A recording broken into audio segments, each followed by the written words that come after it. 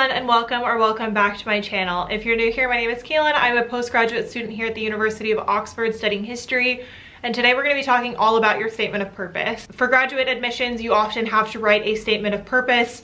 This is going to apply for master's programs as well as PhD programs, and this is supposed to be kind of the mix between a personal statement and a research proposal. When I applied to Oxford, it was my first time writing a statement of purpose, and I've done a bunch of research on this, and I'm now in the process of applying for PhDs. So I think I have a pretty good grip on how to format the statement of purpose and what pieces need to be included. One important thing is that PhD programs or master's programs are going to ask for different types of statements of purpose. Sometimes they have a length limit as well as a word limit. For example, you may have a 2-page requirement, but you may or may not have a double space requirement.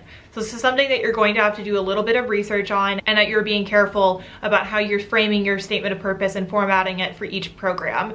For example, I'm applying to 5 PhD programs and have had to make 5 different statements of purpose, all of different lengths and all of different requirements. While the content may have stayed relatively the same in terms of the format that I use because I have my own template, the length and structure and font size and margin size and everything changes depending on the requirements. So just make sure that you're doing the reading, you're doing your research on those applications. Make sure you're checking the requirements for your department as well as for the overall university. There may be some differences in requirements that you notice between the department's website and the actual application. So just make sure that you're checking both, and that as you go into the application, you're actually checking off the things that you're going to need. This is something I'm going to discuss a little bit more in depth in a separate video because I have gotten requests to talk about my PhD applications, and once I have them all submitted, I will be doing a video answering some of your questions that you guys submitted on Instagram. So if you guys are not yet following me on Instagram, I ask you guys a lot of questions and try to set up polls to see what you guys want to see,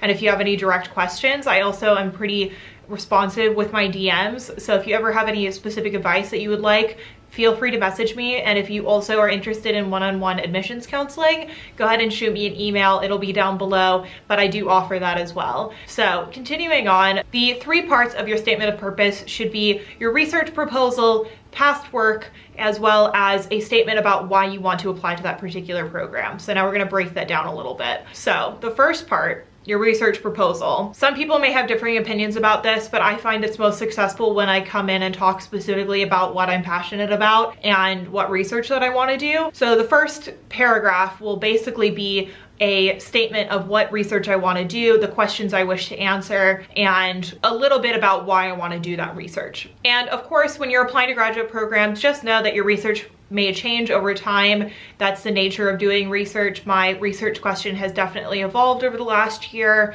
and I'm sure it'll evolve in the future. And the thing about your application and that statement of purpose is to show that you have an idea where you want to go, you have a clear set plan, but you are also willing to be flexible. When you're applying for a program, they want to accept students that are going to be flexible, that are going to be able to be teachable, and that are going to want to actually learn the discipline of whatever it is you're studying. For me, it's the study of history. So although my interests are really focused on the British Atlantic at the moment and on slavery and on women, I am sure that may evolve over time and that other research interests may arise as well. So demonstrating that you're being open-minded and also being open-minded in your discussions if you're doing interviews. I will do a whole different video on the PhD kind of interview process and talking to advisors because I have talked to so many so far, but I think that that's something that will also play a big factor in your statement of purpose. I will do a separate video on this, and I'll also discuss it in my PhD question and answer video. But that all being said, you want to make sure that you are framing your research proposal towards someone or some group of staff members that are going to be able to support that work. Do your research when you're applying to programs and make sure that your statement of purpose is actually geared towards that program, because they want to accept students that are going to thrive in their program and that are going to actually help develop their program. Graduate programs want a cohesive cohort, and they want people that are going to be teachable and that are going to actually help the overall graduate environment. So just keep that in mind when you're writing your research proposal, that you want it to be be centered towards that school and something that you are actually going to be able to pursue at that school. So now on to paragraph 2. So this is where you're really going to show your previous research and you're going to really let your previous experiences shine. This is where you talk about previous research that you've done in undergrad, or if you've done a master's, you talk about your research interests in the past, why you've adapted those research interests, as well as who you've worked with. So for example, my statement of purpose in the second paragraph states that I took history and African American studies as an undergrad, and that my honors thesis was really centered on an interdisciplinary research project, and that for that project I used skills that I learned in the African American Studies department as well as the history department. This is also the place where you want to talk about what is most important to you. For me, I talk about how in a PhD program I really want community and how I want to be able to work with a variety of faculty members from a variety of disciplines. Because my research centers around transatlantic history, legal history, slave law, and women, working with faculty members that are disciplined in women's history, African American, African history, and British history or legal history. Having a combination of all of those things was going to be something that was very important to me, because I'd also had an experience in undergrad where I had a variety of professors helping me, and that was something that I really cherish. So in that second paragraph, this is where you talk about your previous research, whether it be an honors thesis or it's your master's dissertation. What conferences have you spoken at? What papers have you published?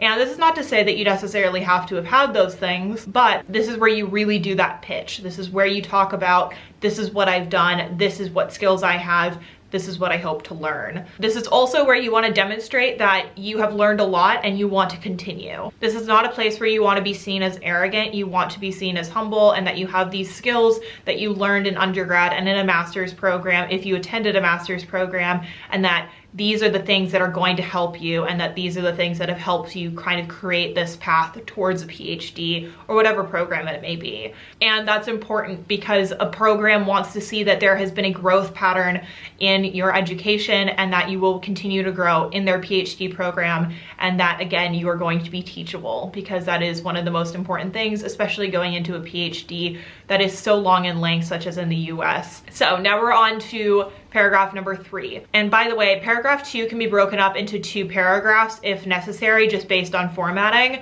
as well as flow. So don't feel stuck that you have to just stick with 3 paragraphs, but just generally there's a first section, a second section, and then a third section. So now we're on to the third. So the third paragraph is going to be where you pitch why you need to be at that school. This is where you talk about which advisors you want to work with, who on staff is the most intriguing to you, what work is the department currently working on that you want to be involved in, what workshops are hosted that you want to be able to attend, what kind of talks, what scholarship funds, what aspects of that department do you want to be a part of? What archives do they have access to? What sources? Those kinds of things are going to be incredibly important to their decision in deciding whether or not you're going to attend their school. So this is where you really sell it and you say, I need to be at this school because of X, Y, and Z, or Z. So this is where you want to specifically lay out, these are the reasons I want to attend this school. This is why I think that my research would thrive. I want to develop my research question here because of this.